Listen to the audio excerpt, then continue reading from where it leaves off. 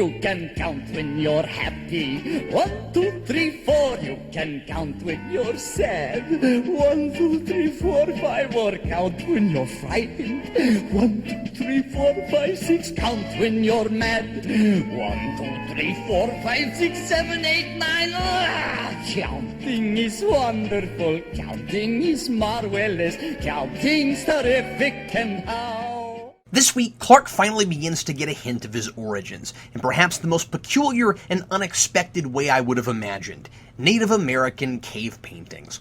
The episode opens with an explosion at a LuthorCorp construction site, right after a Native American man, Jacob Willowbrook, chews out a foreman for building on his people's land. Man, LuthorCorp needs to invent explosion insurance. I'm starting to get the feeling they're going to need it.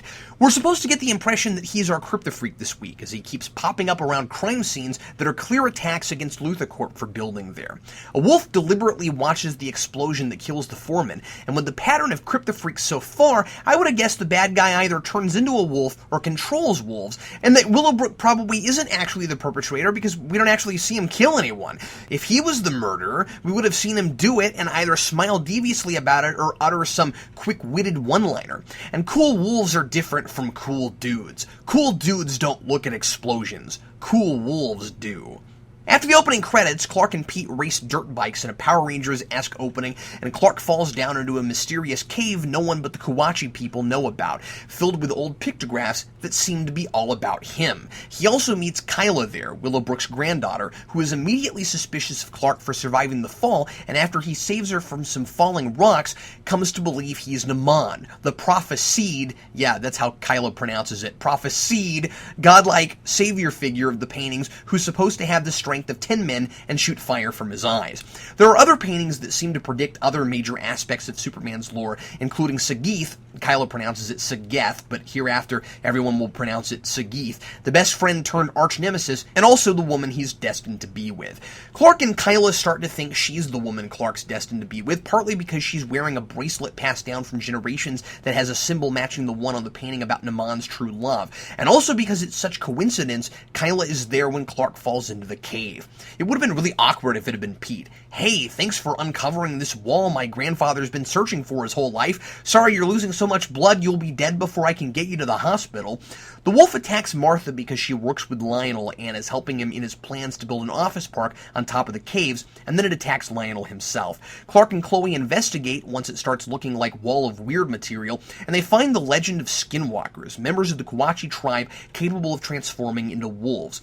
Clark finds out later from Kyla because of green rocks the strangers from the sky brought with them, along with the prophecy of Naman. She gets angry when Clark suggests her grandfather might be a Skinwalker and walks away angry, because it wouldn't be a Smallville episode without that scene. Could she be hiding something? Willowbrook is arrested for the wolves' crimes and bailed out by Lex, not because he really cares about preserving old cave paintings, but because Lex finds an octagonal crevice in the wall that matches the exact size and shape of the extraterrestrial octagonal key he found last season. In the end, when the wolf cuts itself on glass jumping out of the Luthor mansion and falls to the ground from too high up, we find somewhat predictably that the Animorph was none other than Kyla herself. Well, so much for destiny and all that. Guess all those weird coincidences really were just weird coincidences. But that's okay. It'd suck if the girl Clark was destined to be with turned out to be a murderous Kryptofreak. She says she didn't mean to hurt anyone, and I guess that's enough of a reason for everyone to practically treat her like a hero after she's gone. When Clark talks to Lana about it, there's nothing at all about how he can't believe he could have suspected Willowbrook when it was this girl he was letting himself fall for all along. Nothing like that. In the last scene, Lana pretends to come to Clark to share her condolences for what happened to Kyla and see if he's okay, but for the sake of a dramatic cliffhanger, it's really so she can reveal that Whitney is missing in action in the Middle East. Then credits. As silly as I think it turns out to be, the introduction to the cave is inventive and mysterious. To say nothing of my opinion on how all this eventually plays out, the idea that Kryptonians visited Smallville 500 years in the past is really intriguing, implying that Clark was sent deliberately to this specific small Kansas town on Earth, a potentially nice twist on the origin where it's usually just happenstance that he crashed there, and continues to reinforce the original mission statement of the show, a bold retelling of Superman's origin, not just a prequel that neatly sets up everything Superman fans know about the character from later. We get the sense that things will eventually, more or less, bring us to something reminiscent of Superman's status quo. And I think the vagueness of the prophecy represents that idea. Clark is to become a hero, he falls in love with a human woman, and he and Lex become enemies, who we can only assume at this point is who Sagith is supposed to be. He's the only person right now who fits all the criteria. I do have issues with the plausibility of what exactly the Kryptonians are said to have done there, and I'll get to that later. Conceptually, I like the idea that something preceded Clark on Earth from Krypton, and that there would be clues for him to unearth to reveal his origins. This is another well-crafted episode continuity-wise, making decent use of a lot of the supporting cast, juggling overarching plot progression with the main events of the story. Lana has to deal with the fact that Clark might see other people since they've agreed to just be friends. And while there's a mild love triangle here and Lana's clearly not happy about it, she has the decency not to show it to Clark and even comes across like, despite her feelings, she also thinks Clark and Kyla are a little cute together. She enlists the help of Henry Small in trying to preserve the caves and stopping Lionel from getting a foothold on the Kawatche land above the caves.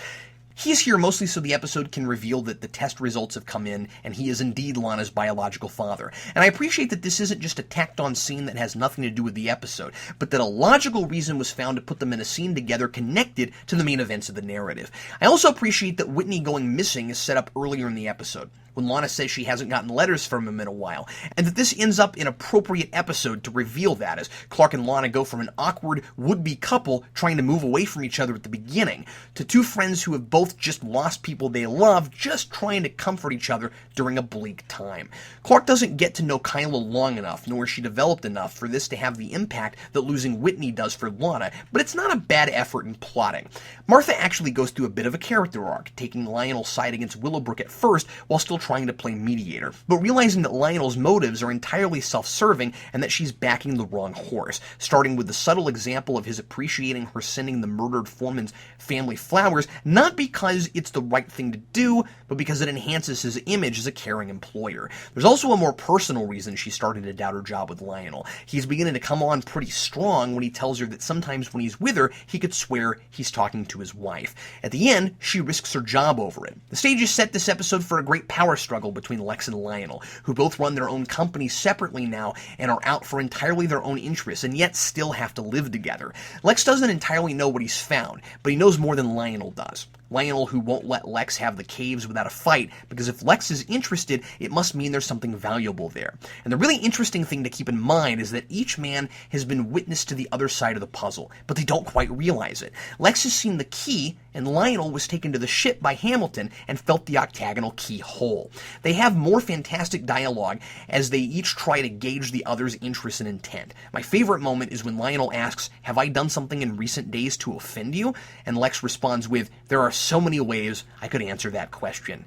And the dichotomy of Lex and Clark's differing philosophies on destiny is further illustrated here in how Clark once again attempts to understand what the universe seems to want for him instead of what he wants to do for himself. Because some cave paintings that seem to be about him seem to point to Kyla as the girl he's supposed to be with, he starts to get serious with her. Now, he certainly likes her, of course, especially because of how understanding she is when he's forced to reveal his powers to her. Too bad it doesn't occur to him that that's somewhat because she also has superpowers.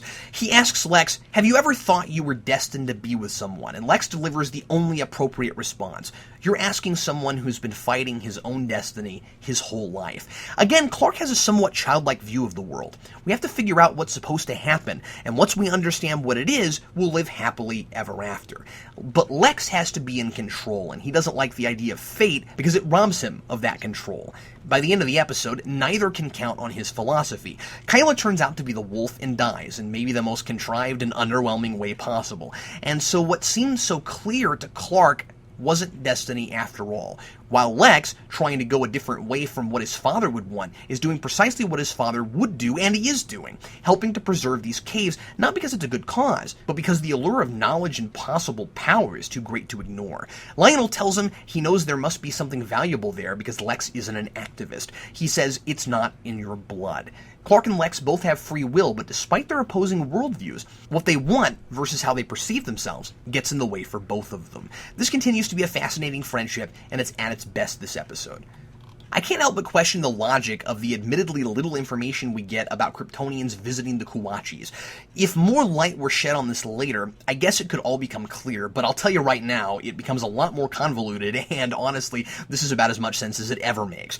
So Kryptonians came to Smallville 500 years ago, and they told some American Indians all about themselves, leaving a prophecy about a savior who has all the powers they'd have to have on Earth too. Do the Kawachis witness them using these powers, and that's why the savior is supposed to have them? Or do the Kryptonians foresee this along with all the other stuff they have no business knowing? Any way you slice it, it's really contrived. Maybe the Kryptonians had a seer with them, or maybe there's a precog among the Native Americans. We know the Kawachis drew the pictures, but we don't know who made the prophecy. Whatever it is, it's unnecessary and I think a little silly. Too bad whoever thought Clark was the most important thing that would ever happen couldn't also see the destruction of Krypton itself. And I resist most prophecies and stories like this, as they tend to make a character important because they're predestined to be, rather than because there's anything truly unique or compelling or inspiring about them individually. I'm not saying prophecy stories can't work. I'm saying that it can be a crutch to avoid real drama. This contrast of worldviews between Clark and Lex helps immensely, though. I just wish it had been left simply at Kryptonians were here, they left their language and stuff, and Jor-El knew that was all there, so he sent Clark to Smallville specifically to find it. The explanation for how Kyla can transform into a wolf is really thrown together, too. Apparently, there have actually been Kryptofreaks in Smallville for 500 years, because the Kryptonians brought meteor rock with them. Why? If I was going to another planet in a spaceship, rocks from home would not be the first thing I'd think to pack. Sure, we could stretch it, say there's scientists who want to study other planets and share their planet with other people and such, so they bring samples, but unfortunately, the premise of verbal legend and pictographs passed down for centuries doesn't allow us the details. And if that were the case, why did the rocks give the Kawachis all the same power, when it gives people all over Smallville all kinds of different powers now? If kryptonite makes Kryptonians sick on Earth and can kill them, why didn't they die in their spaceship on the way to Earth? I would imagine they would feel the effects as soon as the yellow sun changes their abilities. So unless Superman can't be affected by kryptonite in space, they should be dead before they get to Earth. They certainly wouldn't arrive and just nonchalantly get kryptonite out of their ship to show their new friends, but I suppose it doesn't affect them for the same reason it doesn't kill Clark and his also kryptonite-susceptible spaceship when he crashes in the meteor shower. Whatever that reason is. But I'm getting ahead of myself. We'll get to the spaceship nonsense toward the end of the season. Kyla needs more personality if I'm supposed to appreciate her relationship with Clark on any level beyond his being a lemming who blindly does whatever he interprets the ethereal will of the cosmos to be telling him to do. We only know the bare minimum about her. She's devoted to her culture, she's attracted to Clark, and then at the end we find out she turns into a wolf to scare people into leaving her heritage alone and accidentally goes too far and kills someone.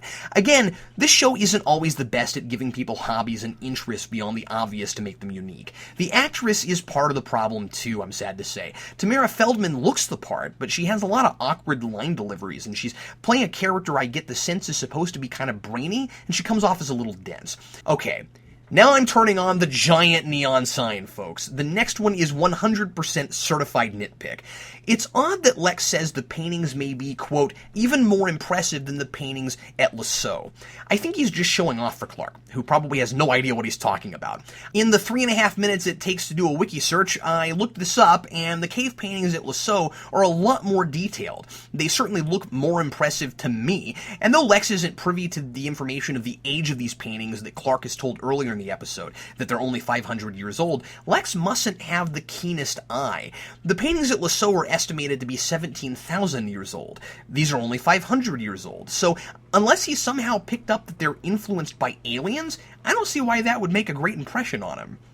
And questions to ask Jor-El when I get to heaven. I guess everything I don't understand about the Kryptonians visiting the Kawachis fits into this category. But here's another one that Jor-El himself ought to be able to answer. Why does the Kryptonian technology seem to change over hundreds of years? There's a slot in the cave wall where the octagonal key goes. We don't know what it does yet, but we have to assume the Kryptonians themselves put it there, and there'll be a payoff for that later. So when Krypton explodes, Clark's ship is using the same octagonal disk they were using with their ships half a millennium earlier. At what point is Krypton so technologically advanced they hit this glass ceiling? Secondly, how far away is Krypton from Earth? We don't know how long it took Clark's ship to reach Earth after Krypton exploded or anything like that, but one thing I can be fairly confident of is that Krypton isn't inside Earth's solar system. Kyla points to a constellation that's supposed to be a wolf's head. Of course. One of the eyes is missing, and she says that star is where Naman is supposed to have come from. And sure, that might not be where Krypton really was, but it's heavily implied that's what's going on, and it's sure lucky that the star they thought Naman came from happened to disappear just like Krypton did if they just made it up. And this is clearly supposed to be Clark's first clue that his home planet is gone. So unless the writers have decided that Krypton exploded because its sun did, this is idiotic science. The only planets we can see in the night sky are in our own solar system, of course, because of light reflected from the sun. So unless the producers moved Krypton as close to the Earth and nobody ever noticed it or the big red sun right next to it, they weren't thinking at all when they dreamed that up. Later on, unless Krypton's sun went supernova and it's close enough that the light would have gone out by the time Clark saw it in 2002, this is an impossibility. The only way to explain it is that the Kawachis also prophesied Krypton would explode and just thought it was a lot closer, so they decided a star that did go nova was Krypton. If that's the case, they sure didn't bother to mention it to the Kryptonians they met.